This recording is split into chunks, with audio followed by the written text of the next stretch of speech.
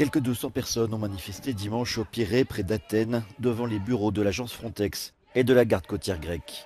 Ils protestent contre la gestion du naufrage survenu la semaine dernière au large des côtes du Péloponnèse.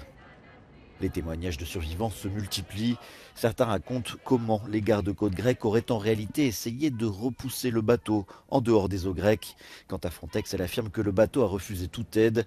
Reste à savoir si un navire en perdition doit accepter de l'aide pour être secouru. La Cour suprême grecque a ordonné l'ouverture d'une enquête pour établir les responsabilités.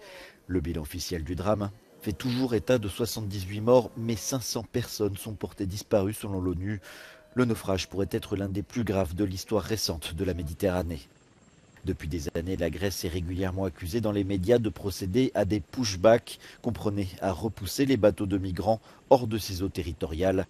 Une pratique contraire au droit international maritime et à la Convention de Genève, mais que l'agence Frontex a à minima toléré selon un rapport publié l'an dernier par l'Office européen de la lutte contre la fraude.